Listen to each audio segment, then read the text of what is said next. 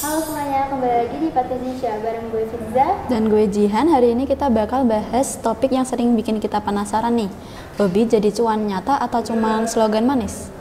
Nah, buat kalian anak multimedia yang hobinya ngedit, ngedesain, ngegambar, atau bahkan ngegame, kalian wajib dengerin sampai habis ya. Kalau menurut lu gimana? Percaya nggak kalau hobi itu bisa jadi penghasilan utama? Gue sih percaya banget, lihat aja di jurusan kita. Banyak orang-orang yang awalnya cuma bisa ngedit, terus ngegambar, dan bahkan ngegame. Nah, sekarang mereka udah punya klien sendiri. Bener sih, tapi banyak orang yang masih nggak percaya. Banyak yang bilang, paling cuma cuannya receh. Padahal kalau diseriusin bisa jadi karir loh. Betul, contohnya kayak Kanada nih, kakak kelas kita dulu ya.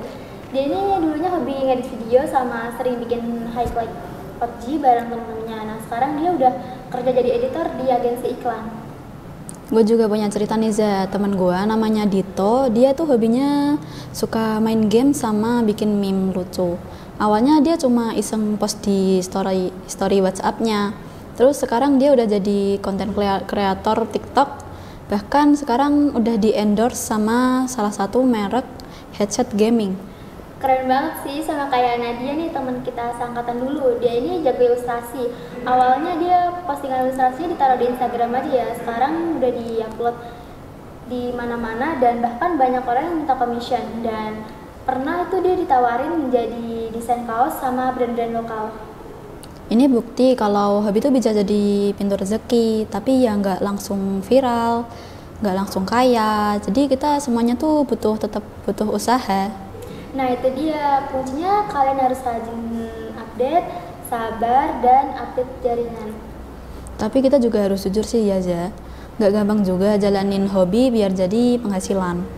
Bener banget nih, banyak teman-teman kita yang awalnya itu semangat banget ya, tapi pas belum laku mereka itu tiba-tiba drop gitu aja. Masalahnya kadang orang tuh nggak sabaran, maunya cepet viral, terus maunya cepet banyak duit, padahal itu semua tuh perlu usaha. Bener banget nih, terus juga banyak yang belum siap kalau misal kliennya ini minta direvisi, dan apalagi mereka belum siap untuk dikritik. Padahal kritik dan revisi dari klien kita ini tuh udah biasa, udah makan kita sehari-hari, jadi kita nggak perlu kaget lagi. Ya banget, sama satu lagi nih, kita harus pandai bagi waktu. Jangan sampai gara-gara kita fokus ke freelance, tugas-tugas sekolah kita jadi keteteran. Betul, jadi manajemen waktu itu penting. Boleh cari cuan, tapi sekolah tetap nomor satu. By the way, lo sendiri punya pengalaman freelance gak sih? Tentunya ada sih ya. Gue pernah nih, gue kan punya game nih ya. Yeah. Gue main Free Fire nih, terus gue iseng-iseng gue bikin poster. Gue itu buka jasa edit gini loh. Nah, terus gue share ke status WA, ke story Instagram, bahkan ke TikTok. Nah, terus gue minta tolong ke teman-teman gue juga buat share nih. Nah, akhirnya dapet nih klien satu. Nah, habis itu gue post ke TikTok dan buat ini nih, apa sih namanya kalau kayak gitu? Apa? Freelance? Enggak, ini namanya kayak buat testimoni lah istilahnya ya. Oh. Nah, jadi di situ kan orangnya dia pada tahu kan ya. Jadi ya 1, 2, 3 lah, ya lumayan lah hasilnya. Nah, jadi situ kan gue kan belum ada QRIS kan ya. Nah, gue taruh ke Shopee gue, nah terus gue transfer ke bokap gue dan gue minta cashnya dan gue tabung ke mama gue. Terus kalau sendiri gimana sih, punya pengalaman freelance nggak? Gue dulu pernah iseng bikin jasa buat logo gitu ya. Terus tetangga gue yang baru aja buka UMKM minta tolong dibuatin logo. Akhirnya gue buatin, terus dibayar. Ya lumayan sih bayarannya. Nah, biar hobi kalian gak cuma hobi aja, kalian bisa dengar kita nih, kita ada tips sedikit bisa jadi peluang buat kalian. Yang pertama, kalian bikin portofolio. Kalian bisa ingin di Instagram ataupun Behance, bahkan bikin akun di ArtStation, terutama untuk anak ilustrasi ya. Kedua, jangan malu buat nawarin jasa.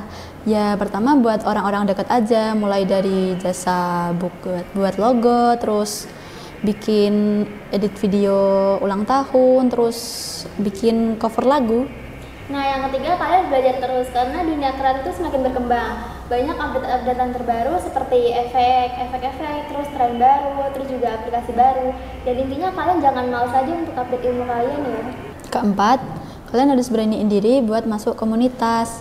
Di situ kalian bisa dapat peluang kerja, terus bisa dapat kolaborasi, terus dapat trik dari senior kalian. Jadi kesimpulannya apa nih, Han? Jadi kesimpulannya hobi jadi cuan itu bukan mitos, tapi peluang nyata. Tinggal kaliannya aja mau seriusin atau enggak.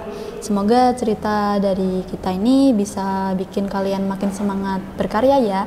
Terus Sampai jumpa di episode selanjutnya. Terus berkarya dan ingat, jangan cuma mimpi tapi wujudkan dengan aksi nyata. Bye-bye. bye bye.